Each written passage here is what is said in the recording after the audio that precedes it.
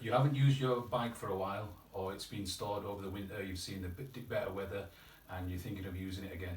You should really get in the habit of you doing these quick maintenance every time you go out, a basic M checks.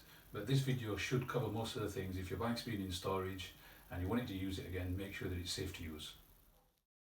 The M check, we're going to cover and we're going to follow the process as if we're actually doing the M check. The M, as if you've got an M on the shape of on your bike, on the frame of your bike. So if you started here, up, down, that covers your M shape. So we'll start from here and we'll go through all the checks. Make sure it's securely fastened. You're either going to have nuts or you're going to have a quick release.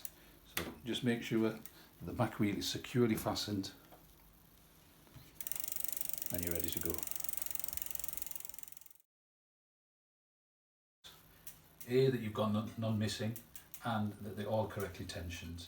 You can get these professionally done in a bike shop with a tension meter, but generally you can just give them a ping like that and make sure they're all tensioned correctly. Make sure that your tyre is pumped up to the correct pressure.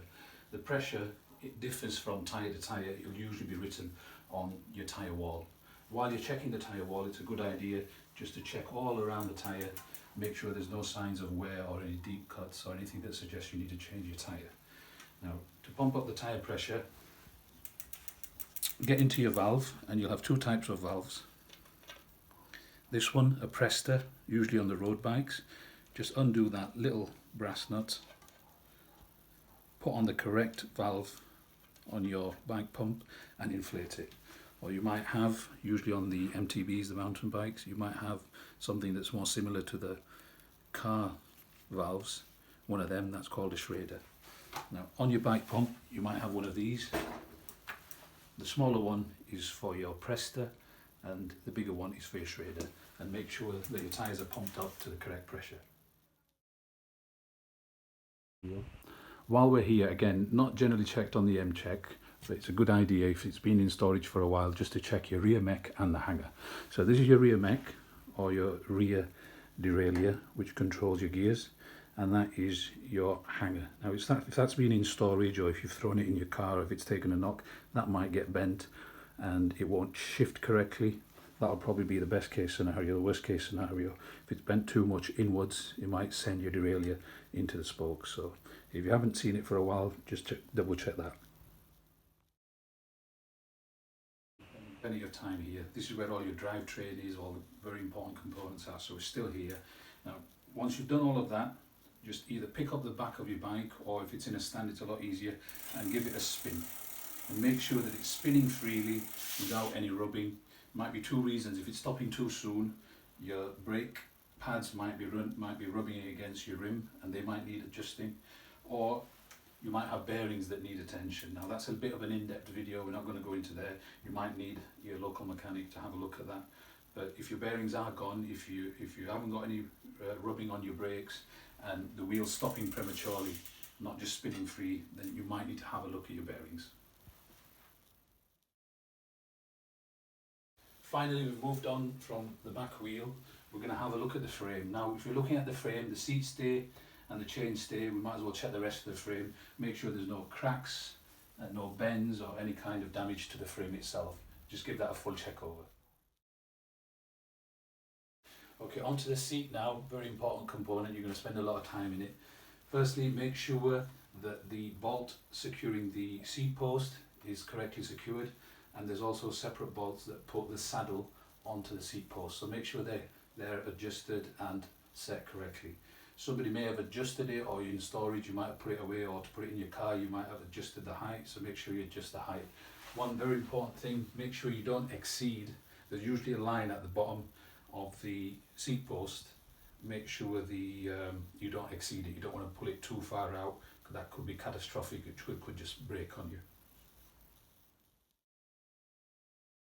Related to the bolts, and it's any bolt throughout your bike. Usually there's a little number on there which tells you how far it should be tightened up. These, whether it's 5 Newton meters, 6 Newton meters, see if you can get yourself a torque wrench. If you don't, you can go on perceived effort as to how much you're putting on there. If it's a carbon like this one, be very, very careful. Don't exceed the torque when you're tightening it.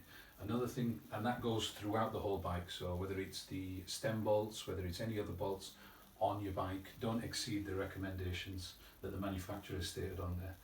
And while we're still on the seat, it's very important every so often, if you do take it out, and either grease it or put carbon fibre. So this is a full carbon setup, you've got carbon, make sure you've got the right stuff on there, just read what the manufacturer says.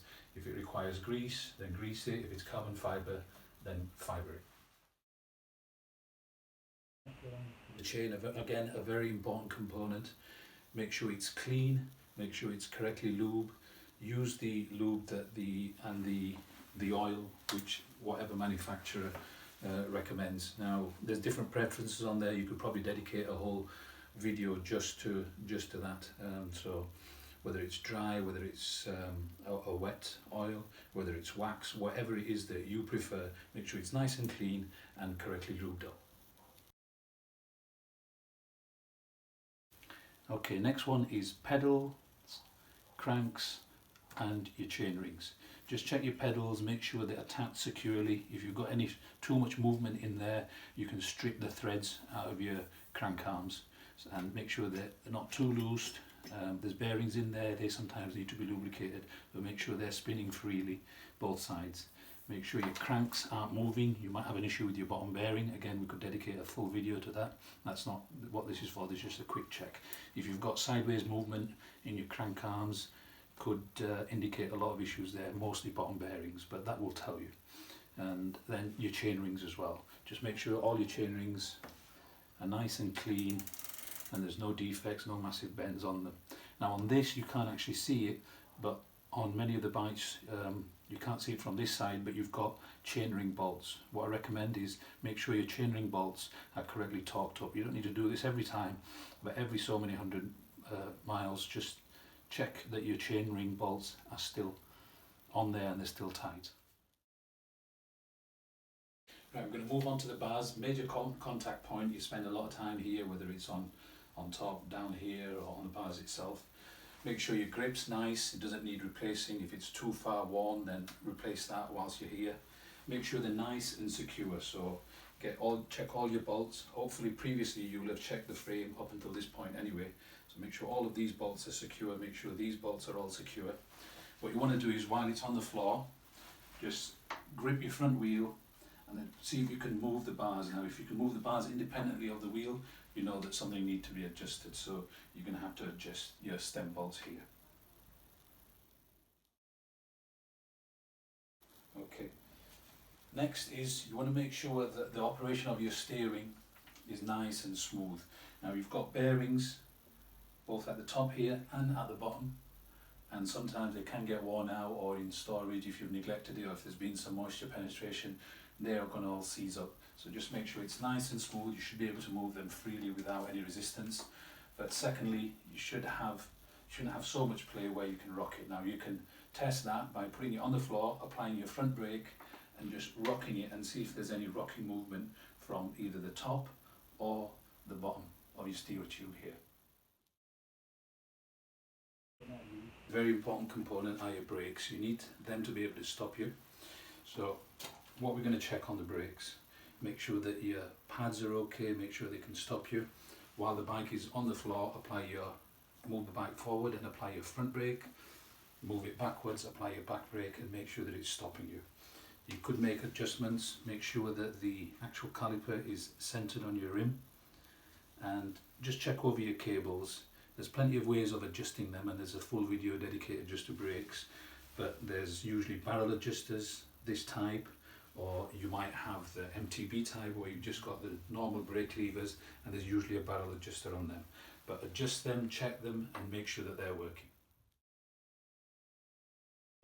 Front wheel, basically all the checks that you did on the back wheel, the tyre wall, the pressure, the spokes, the dropouts, check all those things again on the front wheel. I hope everybody found this video useful and informative, and as ever, if you need any help or assistance with either the service or any of these things, then get in contact with ourselves. Other than that, get out, enjoy your bike and stay safe.